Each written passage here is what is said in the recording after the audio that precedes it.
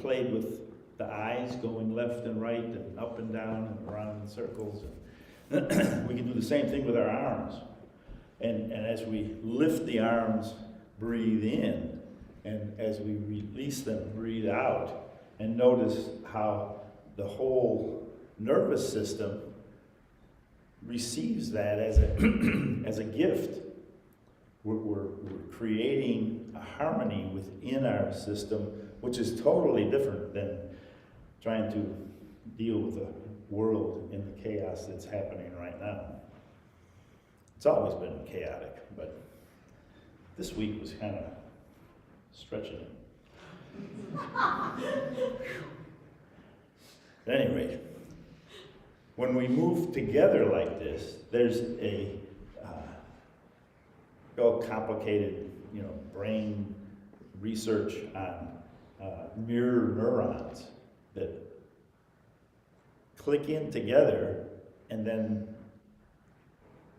the healing that my system is going through, because it's not driving or working on a computer or listening to my neighbor's leaf blower, and all the wonderful experiences that our culture provides. Let's now, instead of rolling the eyes left and right, let's go forward and back. We're rolling this center of gravity back like we're sitting on a stool, and then leaving the stool and moving forward. And that the whole body knows how to do this. It's fairly complex. The entire body is staying balanced and everything's moving. And we take it for granted, but it's a system. It's got all sorts of complex subparts. And a friend of mine just got out of the hospital after having 3 or 4 days of vertigo because his system lost track of how to do this. He got some sort of infection in his ear, and one thing led to another, and the complexity and harmony left impermanent. Luckily, he got the kind of medical attention he could repair and come back. Not everybody's that lucky.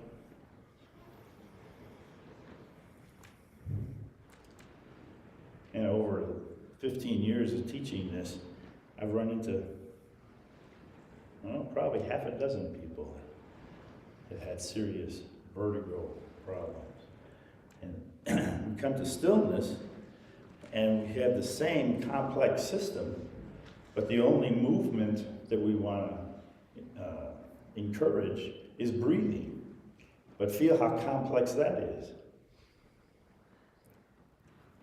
The Buddha talked about breathing with the whole body, but we don't have any choice. We don't always know that. But feel what happens when the rib cage expands, the lungs fill the cavity of the rib cage a little differently, and that changes the inner organs below.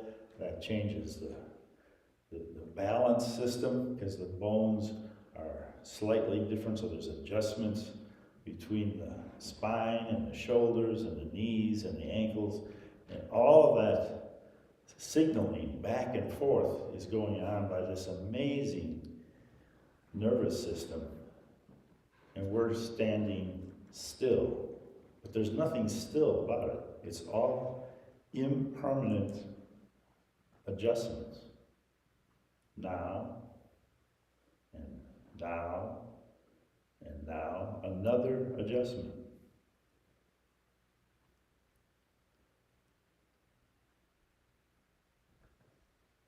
So we learn to bring our attention to a calm body and a calm nervous system, and learn to appreciate it. There's more self-acceptance, there's more loving awareness, and because we're focused on our participation in a group, that loving awareness is just multiplied over and over again throughout the the whole room.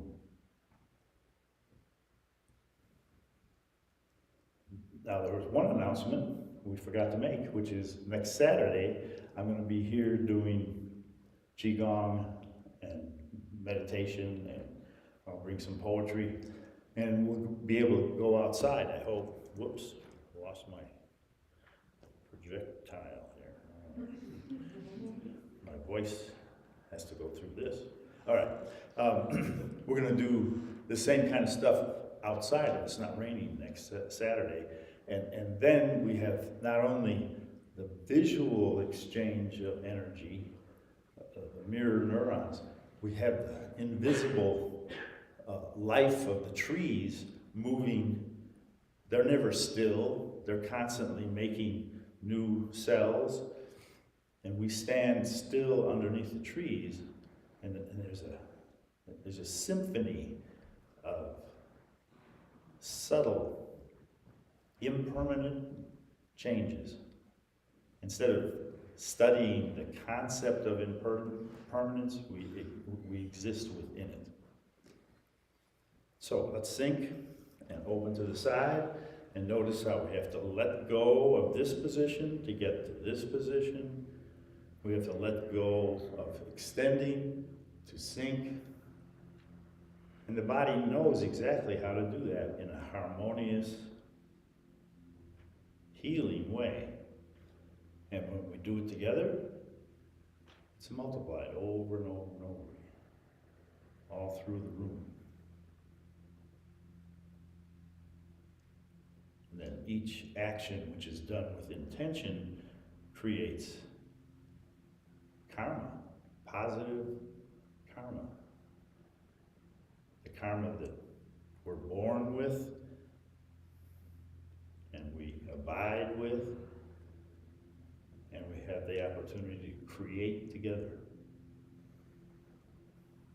So we're back to the remembrances that Robert started with.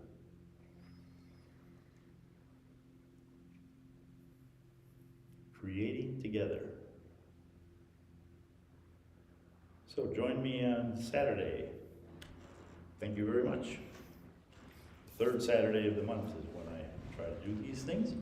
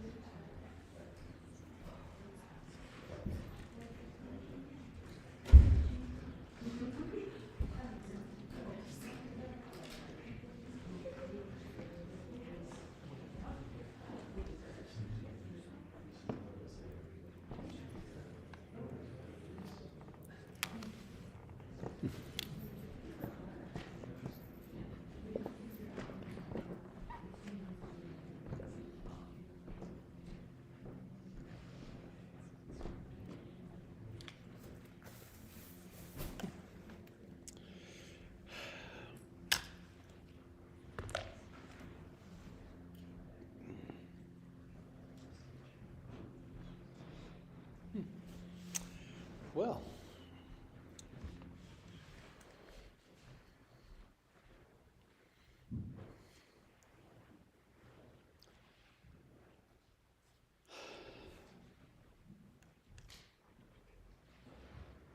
oh, did you put the camera back, Jim? No. Huh, it seems good. It seems. You have a head? I have a head. Okay. It seems oddly accurate. The head, no. I forgot a couple of things. How many of you are here for the first time? A whole bunch. Huh. I'd sure love to know how you got here. It's always such an interesting story, right? So, I was reminded I didn't speak of dana, the practice of dana. That'd be good for those of you that are here for the first time in particular. This is a talk I've done probably 1,000 times. So, what to say? It's the same old thing.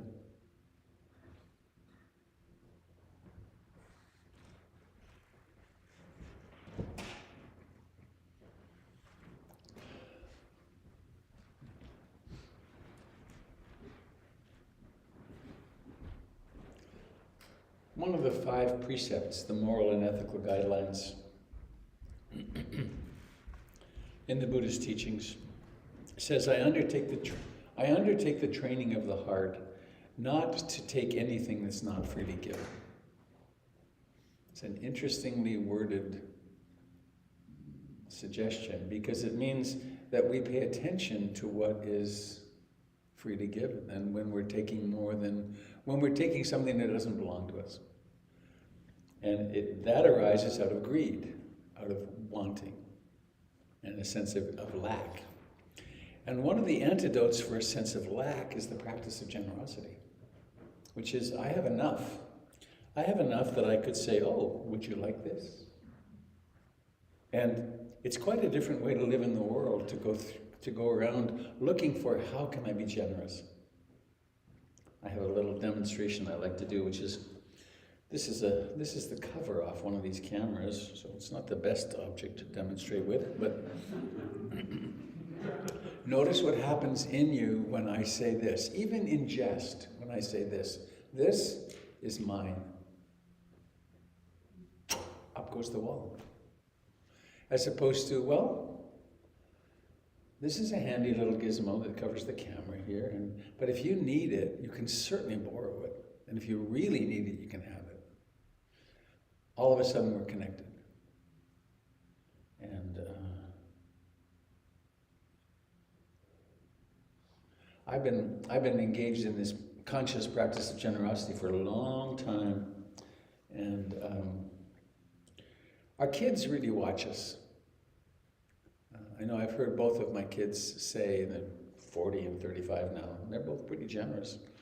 But I've heard them say, well, talking about their dad, the Dharma teacher, they do say, he's really generous. And I like that. That feels like really high praise to me, that they've noticed that. So one of the ways you can be generous is to support PIMC. This is a brick and mortar institution, and in fact, for those of you that are on the various communication networks, you'll receive a letter soon saying that we actually have run into a bit of a financial crunch. During the last 6 months, I was going to say the last 6 months of COVID, but the last 6 months to a year, our monthly donations have diminished remarkably, such that we are running at about a $2,000 a month deficit. And that sounds like a big number, but it's not a very big number when you think of the number of people that participate in PIMC. So the request is, if you're already a monthly giver, then if you can increase your donation, please do. If you're not, you could become one. And there's also a bowl here, and there's a wood box back there you can put offerings into on your way out. There's a classic saying, people say, well, how much should I give? And there's it's actually very useful information, which is give until your heart feels full. So it's not like it's a tip. It's, I'm part of this. I want to be, and this is also a truth. I didn't understand nonprofit organizations at all when we started this one, but I have a pretty good idea now. This is actually your place. You own it. By participating, you own it. That there's a board of directors, and They manage, we manage it and all, but it actually is yours. So you can also volunteer. Maggie's sitting over there. She's our coordinator of volunteers. You can also find, there's lots of volunteer things that get done. And thank you to the volunteers. Thank you very much. Thank you, KB, for opening today. All right.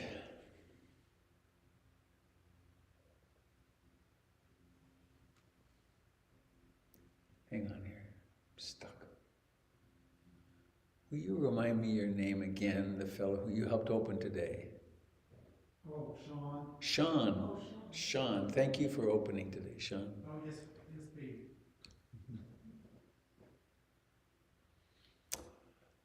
Okay, enough on that.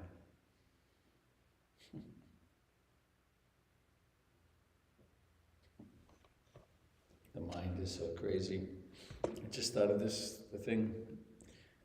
When you're talking to the true narcissist, they say at some point, well, enough about me. What do you think of me? Let me get this set up here. All right, so I do this. Where is it? Oh, here we are, PowerPoint. Oh, that's not it. Yuck. Check. Close. Huh. I remember when you used to do this unplugged. Right. It was different. It was the same, really. Well, okay, 32 parts BTP. Okay, now back to the beginning. Play from the start. All right, don't start.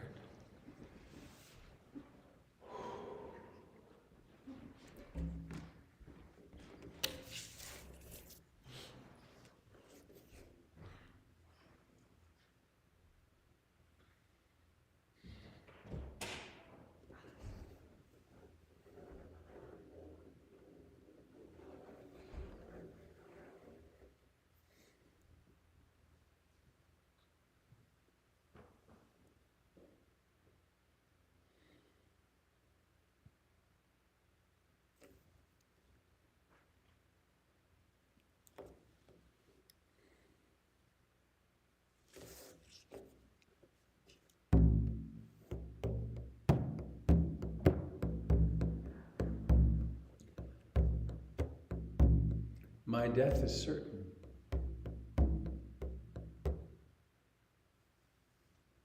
That's kind of heavy, isn't it? It's true though, isn't it? Who talks like that? Buddha. My death is certain. The time of my death is uncertain. The place of my death is uncertain. The way of my death is unknown. How then shall I live my life?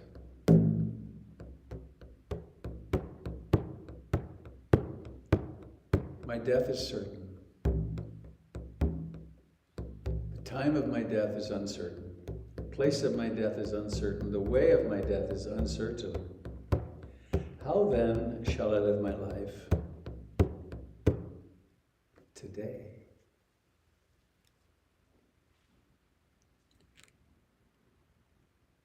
There's a Mary Oliver poem that ends on the last line is, and what is it you plan to do with your one wild and precious life?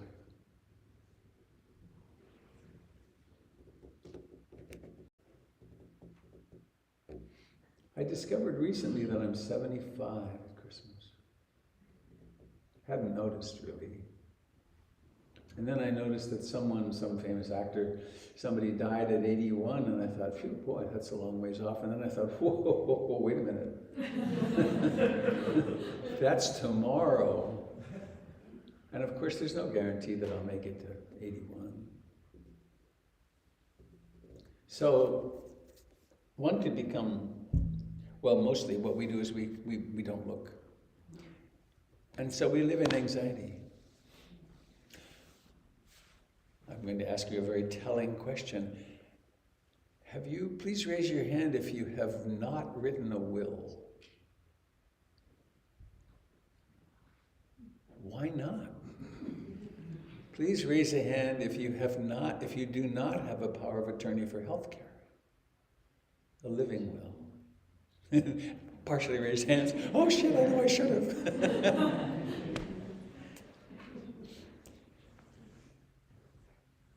Well, the last one is really, it's easy. You can do it in 10 minutes. You can download it off the internet. And the questions are so straightforward.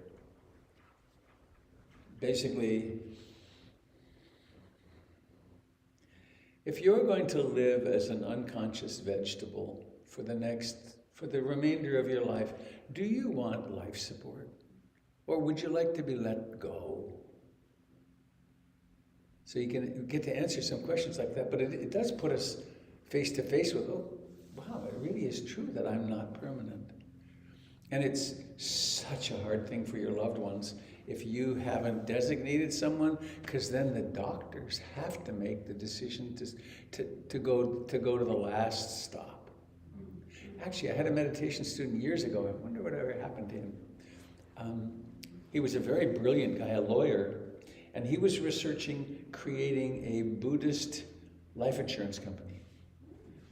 And the contract it was different from most contracts in one particular way, which was that, I forget how he worded it, but it meant that once death is coming, that you will opt for hospice, basically, that you won't try to spend every last dollar to stay alive, because in general, we will use between 65 and 70% of our healthcare dollars of our lifetime in the last 2 weeks of our lives, when it's obvious we're dying. But let's just do that extra thing. And anyway, so those are good ideas. A power of attorney for healthcare for Oregon, you can download it off the web.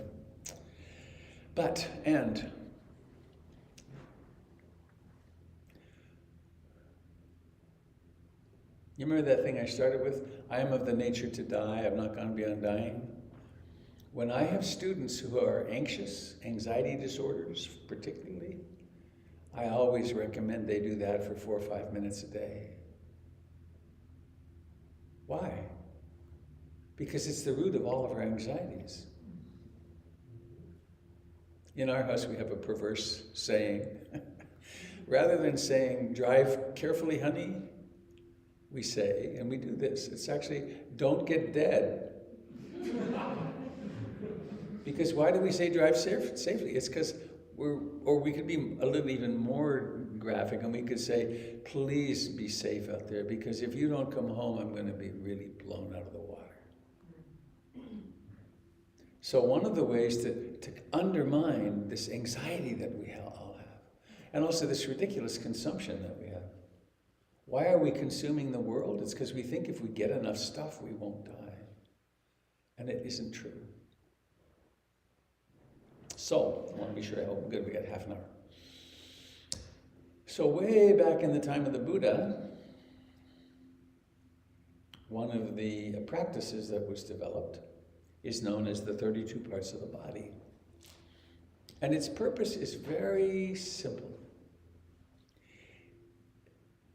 It's to help us with our perception that the body is a whole, it's a unified something. It's actually a collection of parts. And they all come together and they create something that we then see as a person. And I keep being interrupted internally. There's a story from the time of the Buddha that there was a monk who was practicing very deeply the 32 parts of the body meditation. And a woman was running to get away from her husband. It happened back then even. It's been happening forever. she was running away and she passed. And the posse chasing after her stopped at this monk and said, "Did you see a woman go by here?" And his response was, "No, but some teeth did pass going that way." Okay, so let me see if I can make this work. And so YouTube is still working, I wonder. Trina, could you grab this, maybe, and take it over there and just kind of point it toward the screen so you can see the screen, and maybe use this too. And maybe, yeah,